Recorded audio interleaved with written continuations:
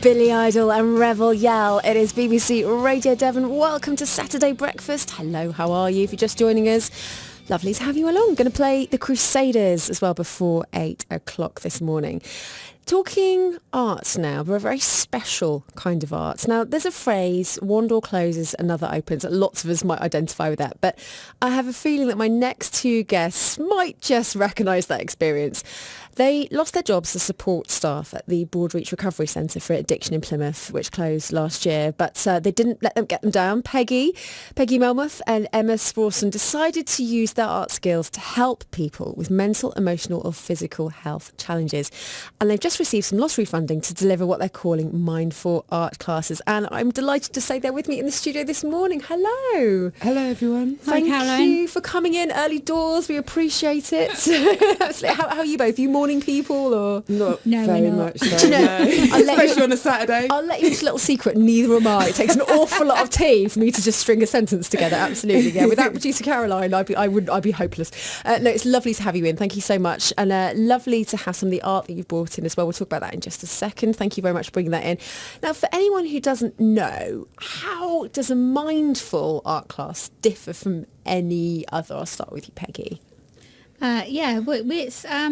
We've got a format that's the same every class. So we start off with a little chat with the whole group, which we call a check-in, and everyone gets to say one by one how they're feeling. And if they're not comfortable saying how they're feeling, they don't have to. But normally people just say if they've had a good week or a bad week, if they're in pain or if they feel miserable, and we all listen, and everyone feels a bit better after they've got something off their chest. And then we do 10 minutes of mindful meditation, which is with some relaxing music, and we just focus on different parts of the body and your awareness of the present moment. And then that makes everyone feel really relaxed. And then we often do a bit of mindful drawing, which is drawing with your eyes shut. So you just draw squiggles, and you're not allowed to sort of judge it or say it's rubbish or anything, because it's about the feeling of drawing rather than trying to be good at it. Oh wow, so it's almost automatic drawing, sort of like, you know, that surrealists might have practiced once upon a time, just letting it out.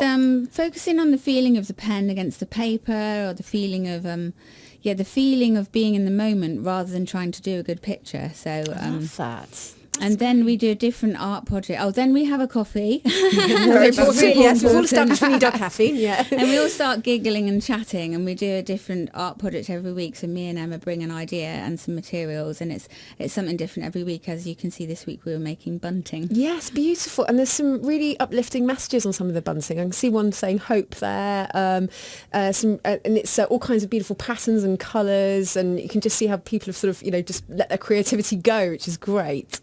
But I can see how that would be unbelievably helpful, even if you're just feeling a little bit low, you know, to, as you say, let people check in and get off their chest how they're feeling. But also it can actually help recovering recovering addicts. Now, is that a group you particularly wanted to aim at and help? Well, yeah, because we both worked in addiction for quite a few years up at Broadreach, and, you know, we were devastated when it closed down. And I used to run mindfulness and art classes there for about 8 years. But I used to do the two separately, you know, art as one class and then mindfulness as another.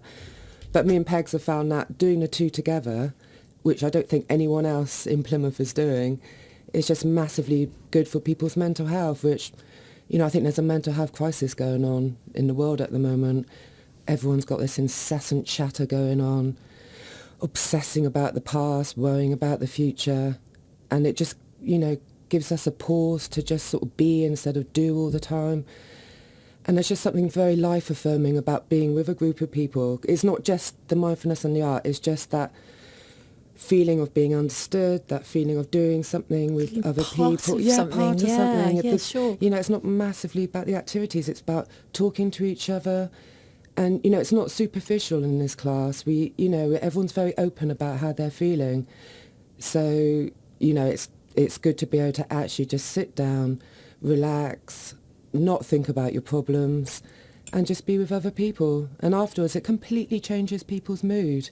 I mean, I've gone in now and I felt like all didgeridoo because I've had a really funny year this year. Sure. And afterwards, I've just kind of like, you know, feel really good, feel really relaxed. Breathe again. And how lovely to have that safe space when no one's judging you, and, you know, you can get things off your chest, because I'm a great believer in holding things in is so toxic. Absolutely. And no one's going to judge you for your art. It doesn't matter how good you are. It's enjoying it, isn't it? Yeah, and it's just got nothing to do with drawing. I don't want anyone out there to think that they have to be good at drawing, because the projects we do, like painting stones or mandalas, which are circles or Zentangles, they're basically, we're trying to be like, when children are always really creative, aren't they? And they love art.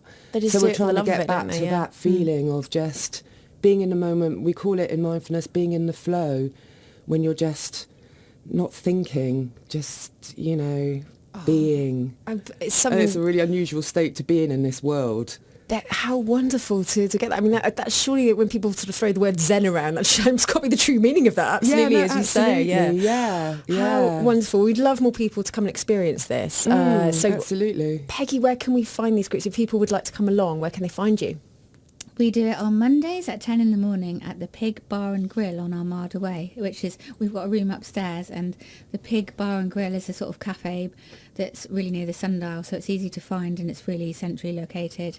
On Wednesdays we do it at 10 in the morning at the Brook Inn in Longbrook Street in Plympton, and on Fridays we're starting a new class this Friday on the 14th of February at the Harbour Centre on Mutley Plain, and that is just for people in recovery from addiction, and we're able to offer that at the reduced rate. The classes are normally £5, but the one for recovering addicts and alcoholics is £2, because we've just been able to get some national lottery funding to help us with that class.